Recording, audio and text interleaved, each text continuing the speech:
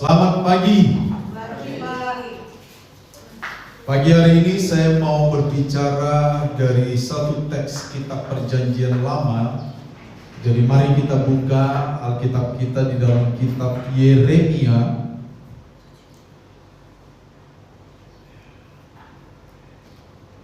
Yeremia pasal 17. Yeremia pasal 17.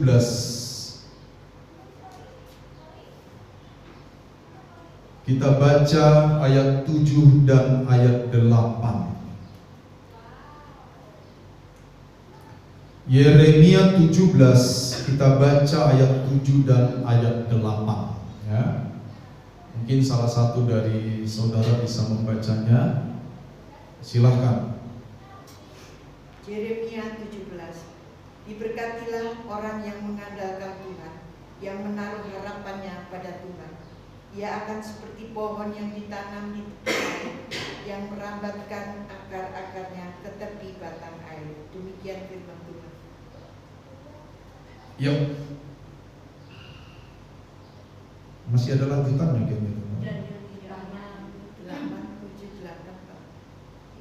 Dan yang tidak mengalami datangnya panas terik, yang daunnya tetap hijau, yang tidak khawatir dalam tahun kering, dan yang tidak berhenti menghasilkan buah. Iya, puji Tuhan saudara-saudara ya. Di dalam teks aslinya ya, saya menerjemahkan ayat 7 ini, diberkatilah orang yang percaya kepada Tuhan. Jadi saya memberi judul pagi ini adalah orang yang percaya. Ya, orang yang percaya. Nah, saudara-saudara, kata percaya di sini itu adalah terus-menerus percaya. Jadi satu bentuk kata kerja yang dilakukan terus-menerus. Ya, terus-menerus. Diberkatilah orang yang terus-menerus percaya kepada Tuhan. Ya. Nah, ini menjadi topik yang penting bagi kita, karena percaya kepada Allah itu tidak sekedar berbicara tentang bahwa saya percaya Tuhan menyelamatkan saya. Percaya juga menyasar satu segi kehidupan yang kita alami sepanjang hari dalam kehidupan praktis kita, saudara. Ya, ada kalanya saya percaya kepada Tuhan sebagai Tuhan dan Juru Selamat saya dengan tanda bahwa saya orang Kristen, KTP saya juga Kristen. Tetapi banyak waktu di mana hari-hari saya tidak mengekspresikan bahwa saya percaya kepada Allah.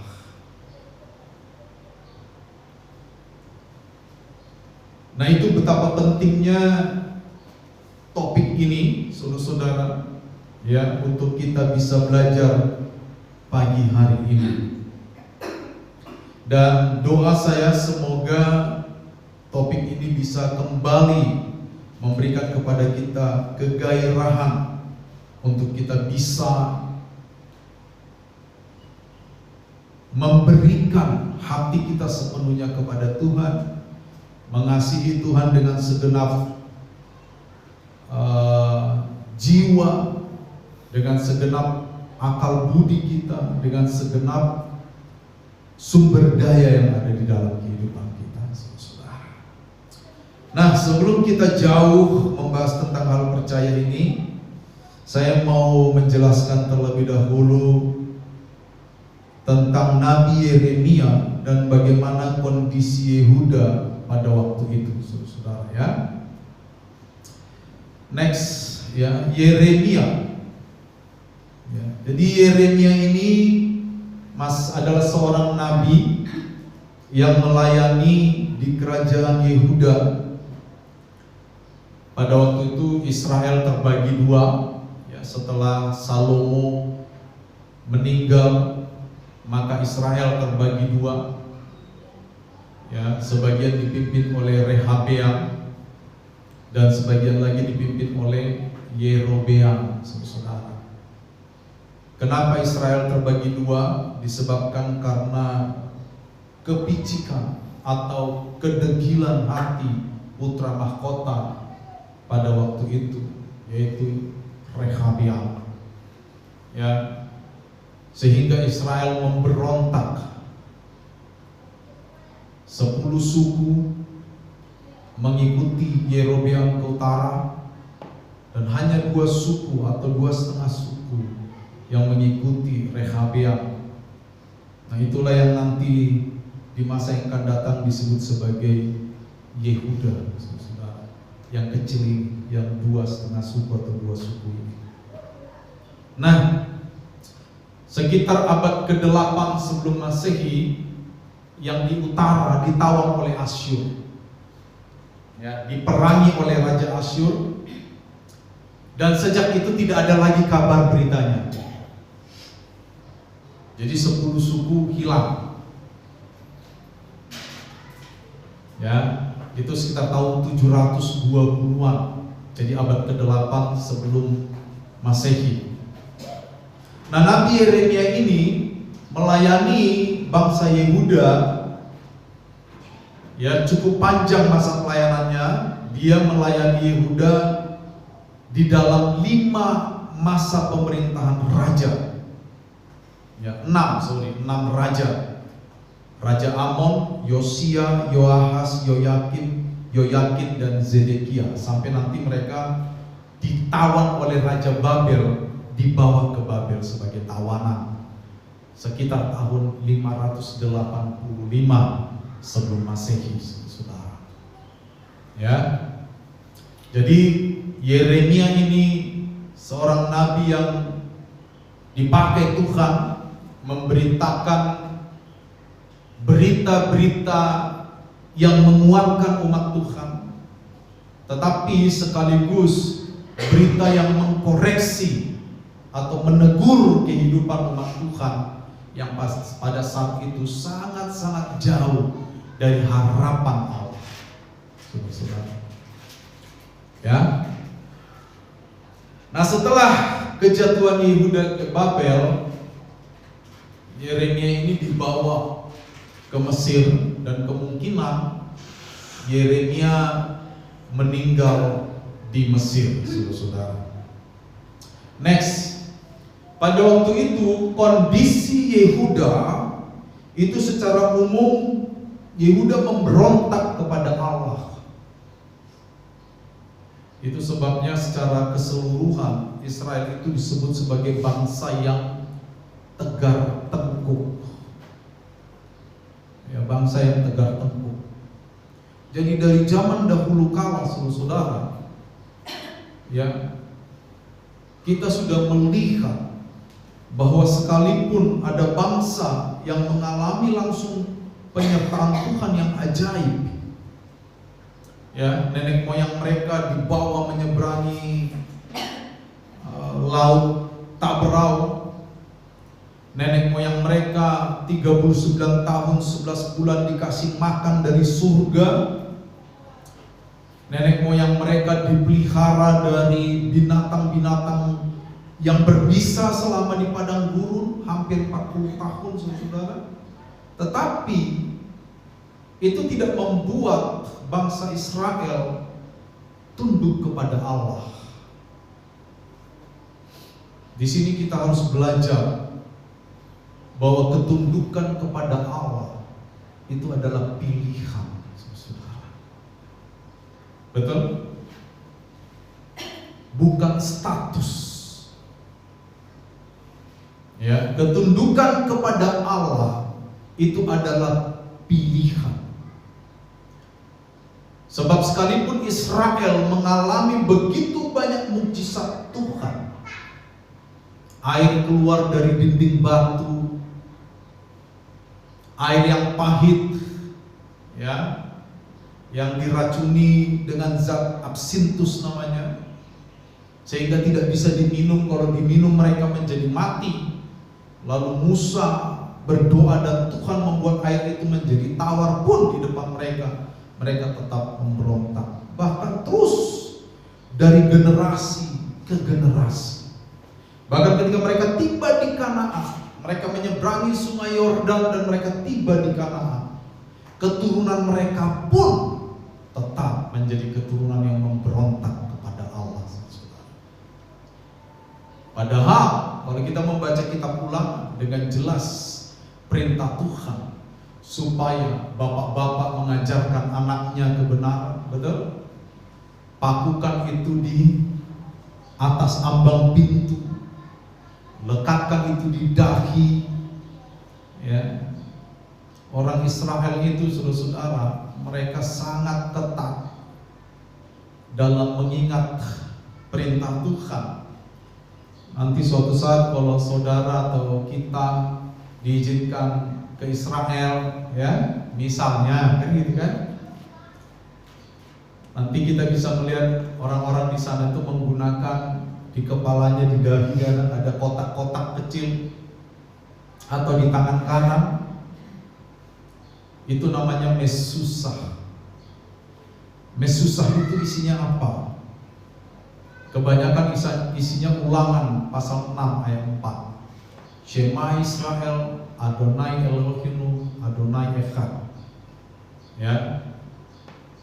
Itu isinya itu, saudara. Artinya mereka secara literal mengakui dan sangat mengakui tentang Tuhan secara literal.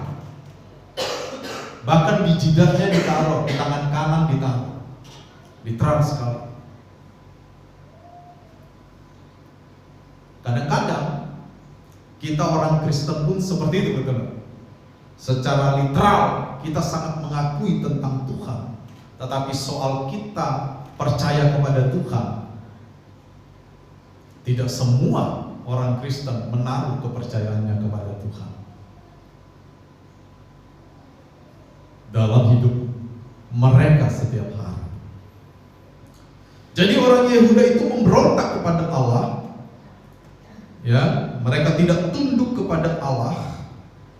Para pemimpin mereka tidak mau mendengarkan suara Allah melalui Nabi Yeremia. Bahkan di dalam kondisi-kondisi terjepit secara kemiliteran, pemimpin-pemimpin Yehuda lebih senang meminta bantuan kepada Mesir ketimbang percaya kepada Allah. Padahal Allah sudah berfirman bahwa Dia akan menolong dengan kuat kuasanya. Allah sudah melarang pemimpin-pemimpin Yehuda untuk meminta bantuan kepada Mesir, saudara. Tetapi para pemimpin Yehuda lebih percaya kepada kekuatan manusia ketimbang kekuatan Tuhan, saudara. Ya. Next. Yeremia sebenarnya sudah memberikan peringatan tentang dampak nyata atas tindakan mengesampingkan Tuhan. Kalau kita lihat di ayat 5, beginilah firman Tuhan, terkutuklah orang yang mengandalkan manusia atau yang percaya kepada manusia, yang bersandar pada kekuatan manusia yang fana dan yang hatinya menjauh dari Tuhan. Jadi Yeremia sudah memberikan pesan di awal bahwa orang yang mengandalkan manusia, bahwa orang yang percaya kepada manusia, mereka akan terkutuk hidupnya.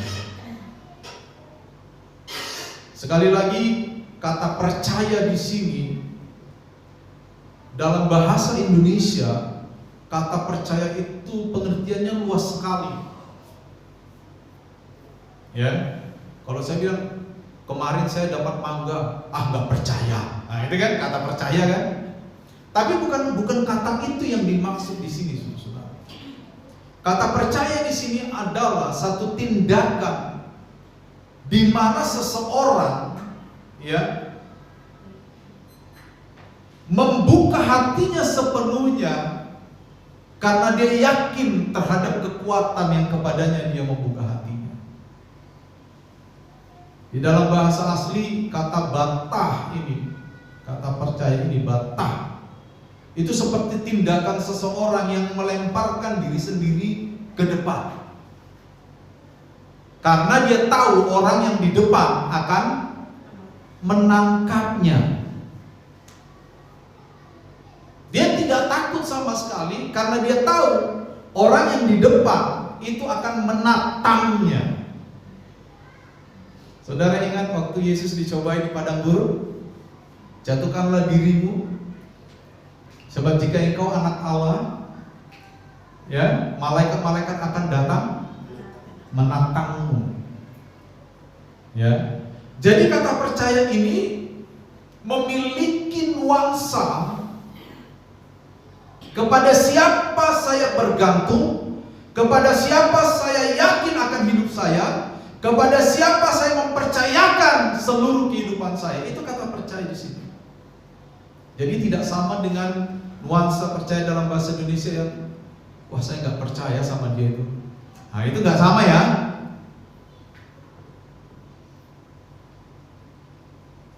Jadi seperti itu nuansa kata percaya yang dimaksud di sini. Dan Yeremia sudah memberikan peringatan sebenarnya. Kalau kamu mengandalkan, kalau kamu membuka hatimu kepada yang bukan Tuhan, maka kamu terkutuk, kata Yeremia. Dan kondisi mereka digambarkan seperti semak gundul di padang belantara. Tidak akan melihat datangnya keadaan baik.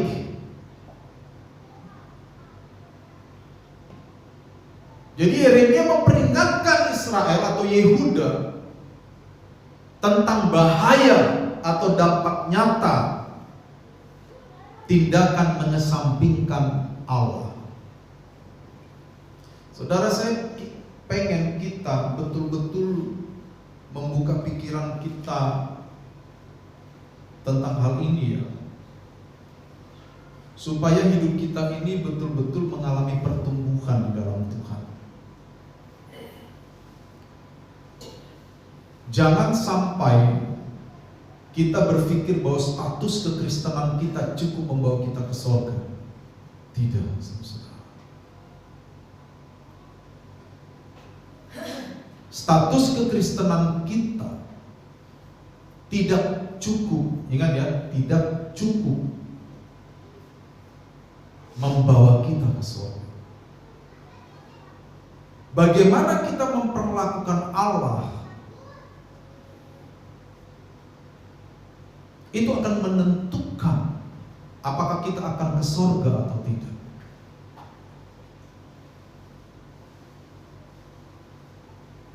Apakah kita mengesampingkan Allah dalam hidup kita? Itu juga menjadi pertanyaan. Siapa yang lebih kita utamakan di dalam hidup kita? Kadang-kadang pertanyaan-pertanyaan seperti ini jawabannya itu abstrak, tidak bisa terlalu kita mengerti. Ya. Banyak orang mengaitkan jawaban pertanyaan seperti ini kepada aktivitas rohani. Tidak salah sepenuhnya. Kita memang harus beraktivitas rohani. Tapi jauh lebih dalam dari itu di dasar hati kita yang tidak seorang pun tahu itu. Makanya nanti di ayat 9 dikatakan hati itu licik. Betul? Coba lihat ayat 9.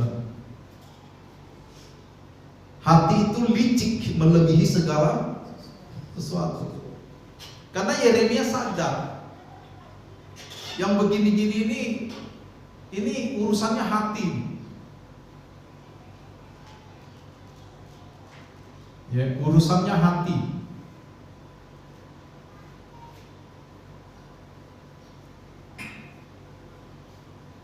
Orang Yunani itu memahami manusia dalam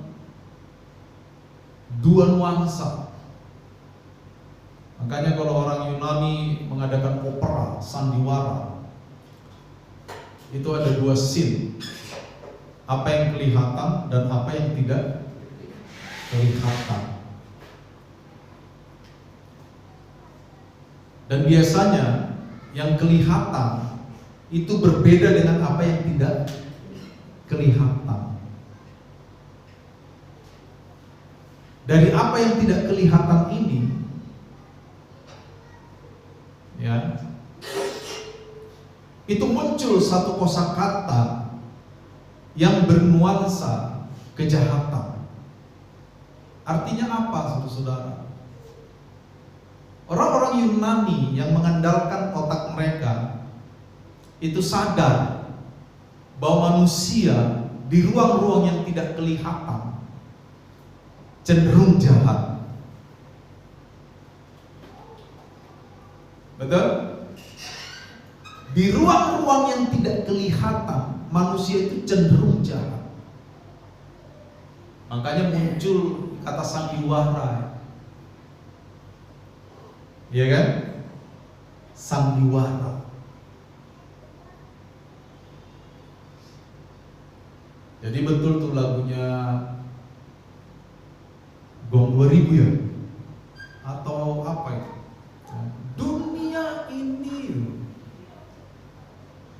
panggung sandiwara. Ya, peran manusia itu beda-beda. Yang kelihatan, yang tidak kelihatan berbeda lagi, saudara. Ini masalah hati.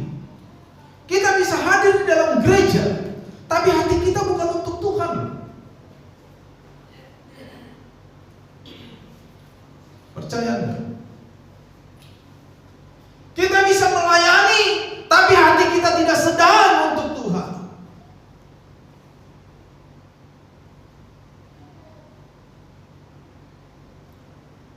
Ya.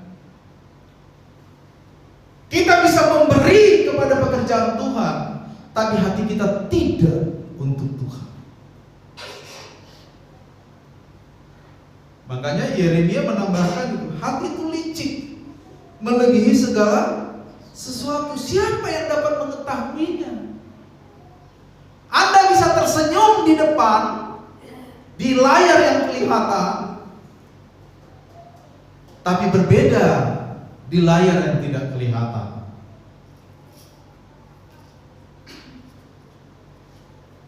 Yeremia menegur Israel dan memberikan satu solusi kepada mereka tentang hal ini. Apa solusi itu? Percaya kepada Tuhan, saudara. Yeremia memberikan pilihan yang tepat. Yeremia menyerukan agar tetap percaya kepada Allah. Percaya kepada Allah. Itu adalah ekspresi yang harus dikeluarkan dari hati yang orang lain tidak tahu.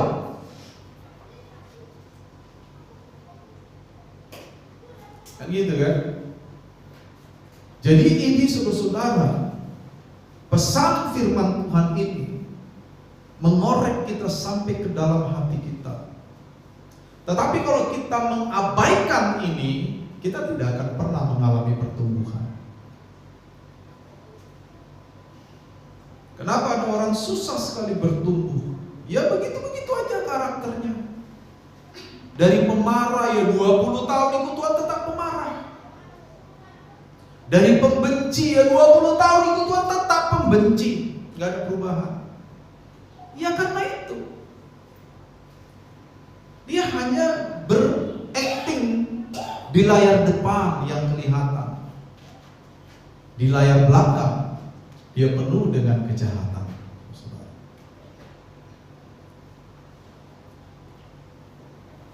Dan orang seperti ini sedang tidak mempercayakan dirinya kepada Tuhan. Jadi hati-hati sekali. Dan ini saudara-saudara, pesan-pesan seperti ini bersesuaian dengan banyak ayat firman Tuhan. Manusia melihat apa yang ada di depan mata, tetapi Tuhan melihat hati. Jagalah hatimu dengan segala kewaspadaan, karena dari sanalah terpancar sebenarnya kehidupan. Yeremia berkata, betapa liciknya hati. Hati itu licik melebihi segala sesuatu. Makanya kita anak-anak Tuhan harus mempercayakan hati kita kepada Tuhan, agar hati kita tidak menjadi hati yang licik.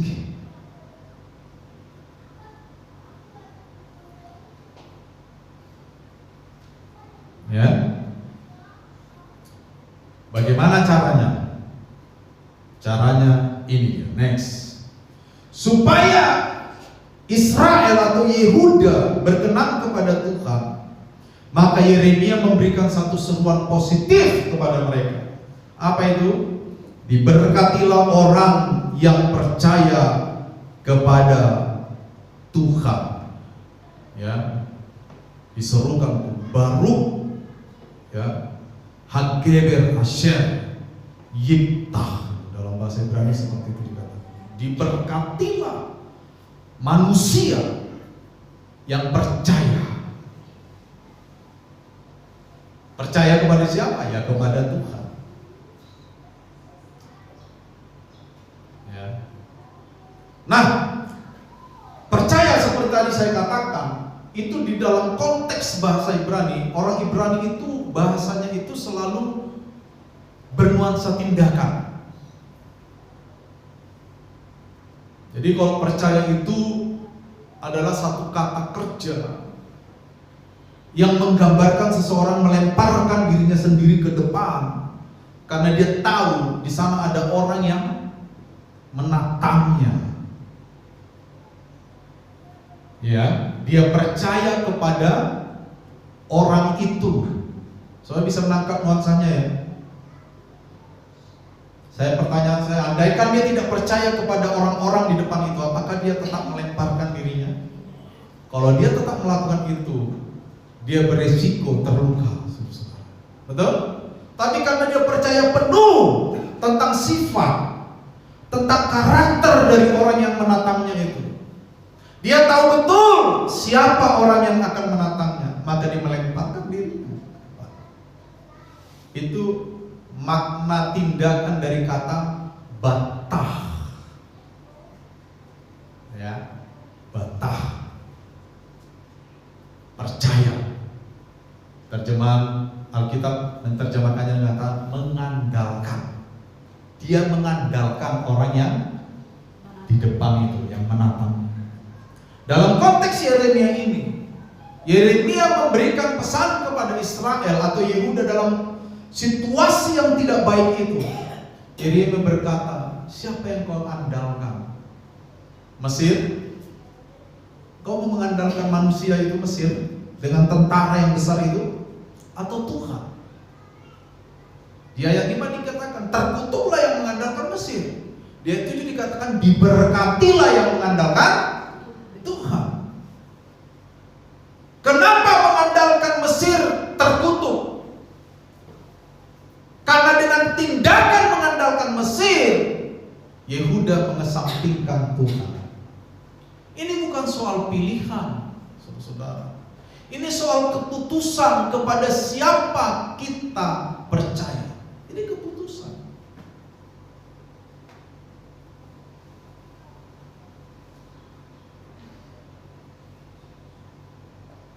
Ya, kehidupan manusia itu cenderung semakin sulit ke depan, cenderung semakin sulit. Jangan katakan saya pesimis, saya realistis. Saya realistis. Indonesia dalam minggu ini saja angka pengangguran begitu drastis, betul loh. PT Sritex bubar, 11.000 karyawan menganggur. 11.000 karyawan menganggur, tingkat kejahatan pasti menambah. Dalam minggu ini saja orang yang gantung diri saya lihat ada 3 dalam minggu ini. Semuanya laki-laki. Saya juga heran ini. Kenapa laki-laki kok gantung diri? Tadi malam 2 orang saya lihat gantung diri di media sosial. Masih muda-muda. Ya, semua tuh imbas dari kesulitan hidup. Memang sih ada katanya karena pinjol, ada juga karena judul. Tahu judul? Judi online. Ada pinjol, pinjaman online. Ya, tetapi apapun itu kesulitan hidup terpampang jelas di depan. Apakah kita harus optimis? Ya, kita harus optimis, tapi kita juga harus realistis. Makanya kita perlu memutuskan kepada siapa kita percaya, kepada siapa kita mengandalkan, kepada siapa kita memberikan diri kita, kepada siapa kita percaya untuk kita bisa melompat ke depan agar kita ditopang. Kepada siapa? Manusia punya keterbatasan. Manusia cenderung untung dan rugi, betul? Iya kan? Kalau kamu menguntungkan, saya akan pelihara Anda sebagai teman sekalipun Anda salah. Itu prinsip manusia. Terlepas, kita lepaskan dulu iman percaya kita, betul? Selama seseorang menguntungkan, ya sudahlah. Kan gitu kan? Tapi kalau seseorang tidak lagi menguntungkan, makanya ada peribahasa habis manis. Kan semua peribahasa itu muncul dari pengalaman hidup, betul nggak? Anak-anak sekarang sudah tidak tahu peribahasa itu karena nggak pernah makan tebu.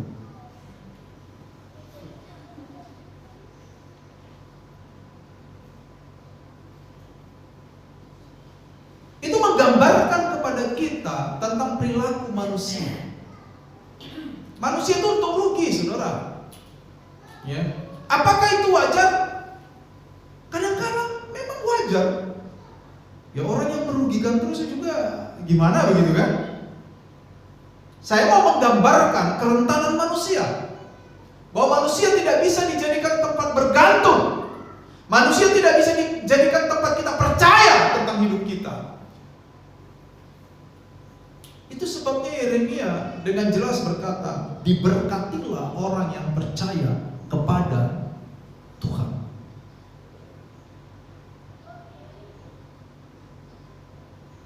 Saya merenungkan hidup ini, saudara-saudara.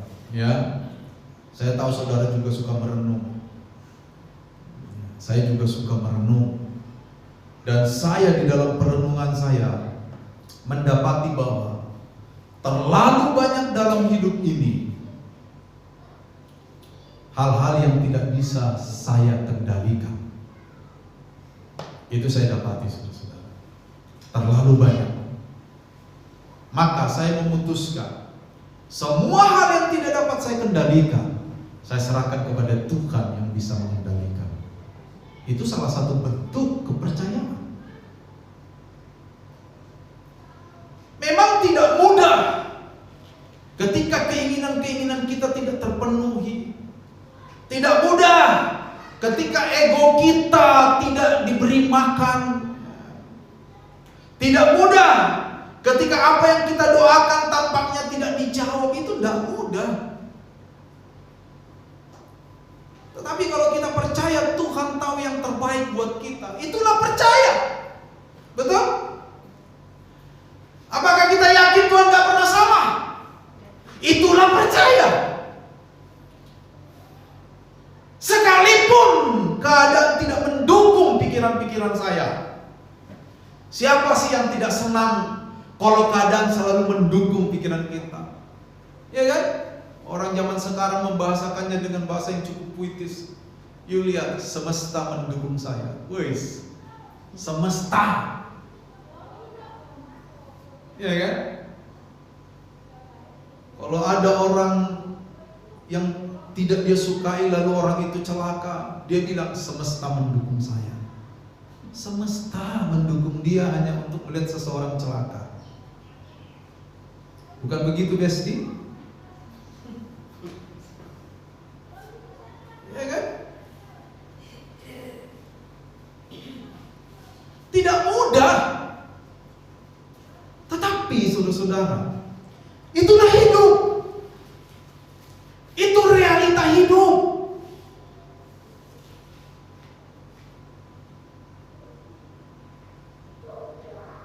Itu bukan kita pesimis, bukan.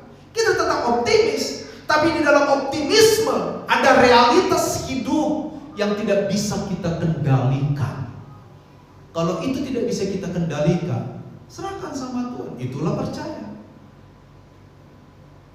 Iya kan? Betul kan?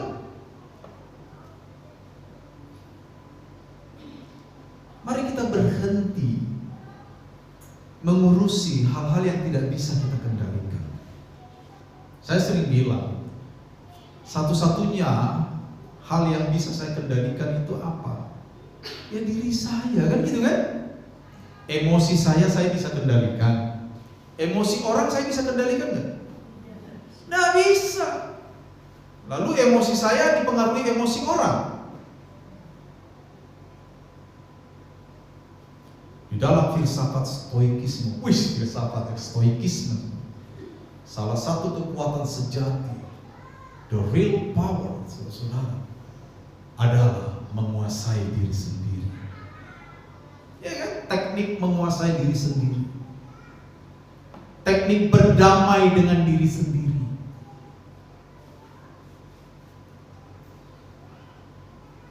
Kalau Anda ingin memilih makanan Anda hari ini, itu di dalam kendali siapa? Kendali kita. Itu bisa kita atur itu. Saya mau makan tempe pagi, toge siang, tahu sore, itu dalam kendali saya, betul gak? Betul? Tapi kalau orang merencanakan rencana jahat kepada Anda, apakah itu kendali Anda? Tidak. Lantas kalau kita tahu ada orang merencanakan sesuatu yang jahat kepada siapa kita berseru? Itu namanya percaya kepada Tuhan. Iya kan?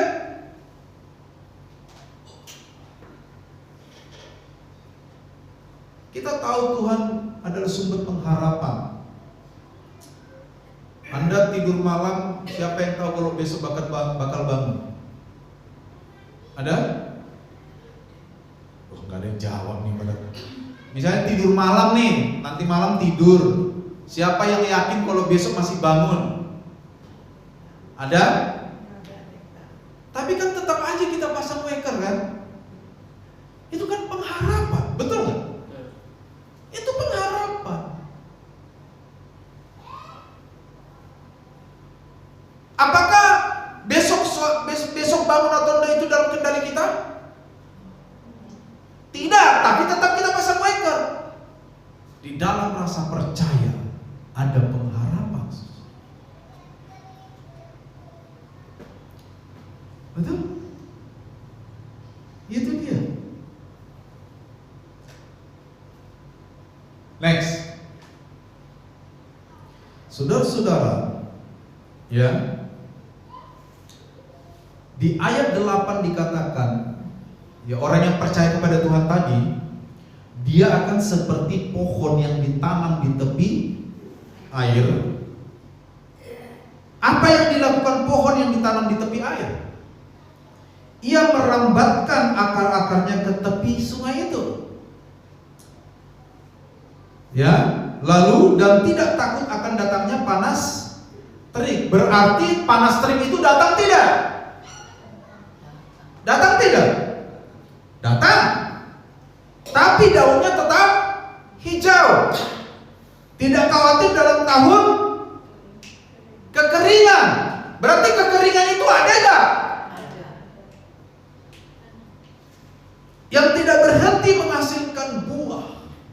Nah, saudara-saudara, kehidupan orang yang percaya kepada Tuhan, kehidupan Yehuda kalau mereka percaya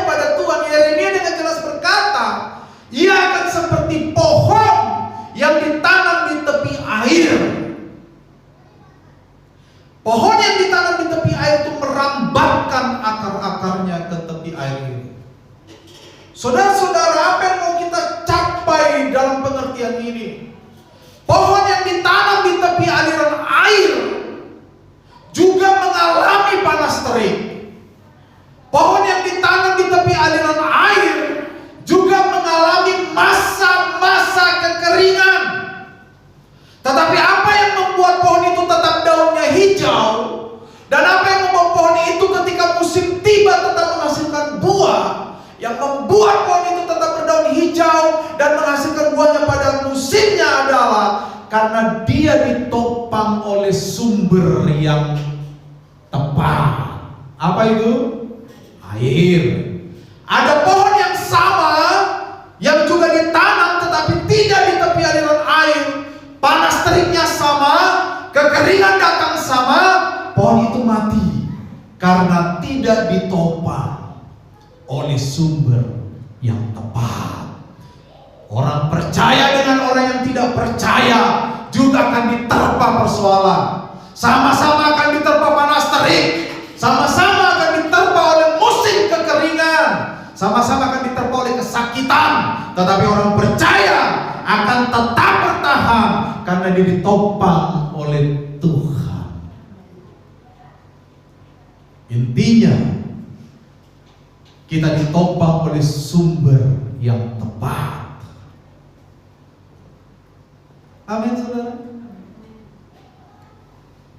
Itu kenapa Yeremia berkata, diberkatilah orang yang mengandalkan Tuhan. Itu sebabnya, saudara-saudara, karena Tuhan yang kita sembah itu adalah sumber kekuatan kita yang sejati. Jangan pernah berharap kalau kita percaya kepada Allah lalu tidak akan ada kesulitan. Itu iman yang keliru, saudara-saudara. Jangan kita berkata kalau kita sudah menerima Yesus sebagai Tuhan dan Juru Selamat tidak akan ada panas terik. Itu iman yang keliru. Iman yang benar adalah kau juga akan mengalami panas terik. Engkau juga akan mengalami masalah-masalah dalam hidupmu. Engkau juga akan mengalami masa kekeringan. Tetapi yang membedakan kita dengan mereka yang tidak percaya adalah kita ditopang oleh Allah yang membuat daunnya tetap hijau, yang ketika musimnya tiba dia tetap menghasilkan buah.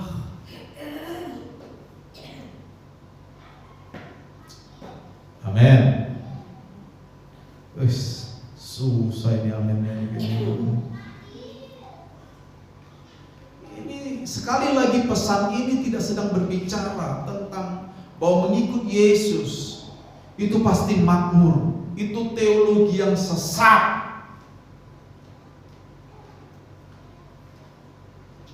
Mengikut Yesus selamat. Itu teologi yang benar.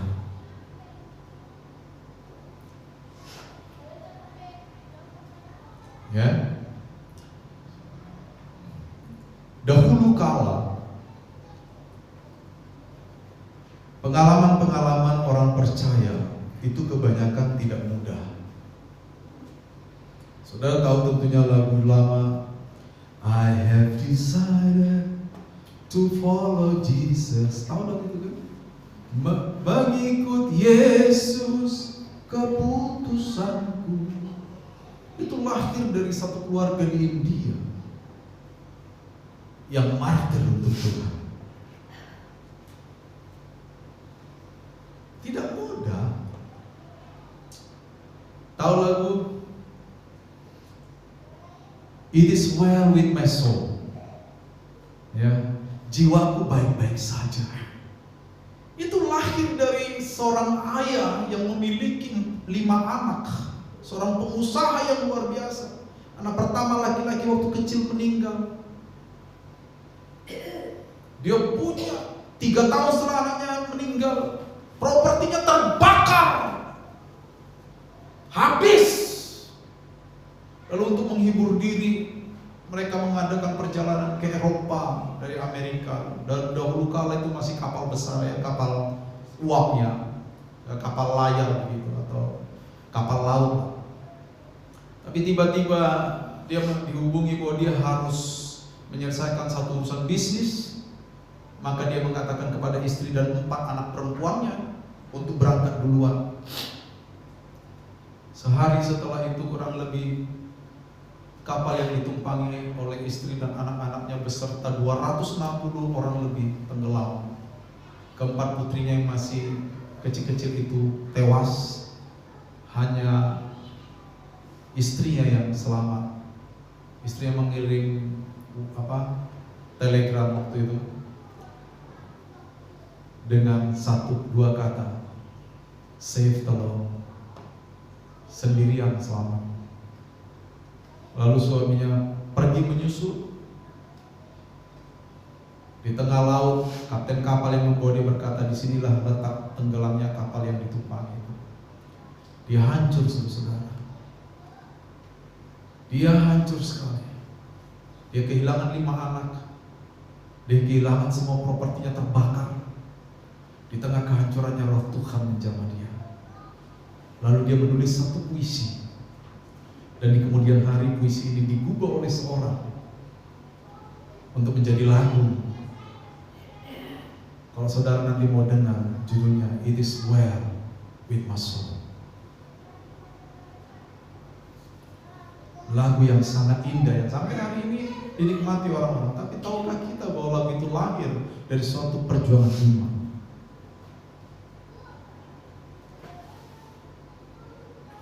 Jadi saudara, percaya kepada Allah itu melibatkan hati. Ingat, Yeremia berkata, hati itu licik melebihi segala sesuatu. Tidak seorang pun yang tahu hati kita. Saya tidak mungkin tahu hati saudara, siapapun saudara, sekenal apapun saya sama Anda. Orang Medan bilang, ya ada anekdot orang-orang Medan dulu waktu saya kecil juga, ya kan? Wajah senyum semanis-manisnya, hati di dalam rusak binasa. Ya kan? Bisa saja kita menampilkan sesuatu yang manis di depan, tetapi di belakang penuh dengan kejahatan. Bisa. Itu sebabnya banyak lagu yang mengekspresikan ini. Bibir dan hatimu tak pernah satu. Ya kan? Lain di bibir, lain di hati. Ya kan? Dalamnya laut dapat diduga, dalamnya hati siapa yang tahu. Banyak pokoknya.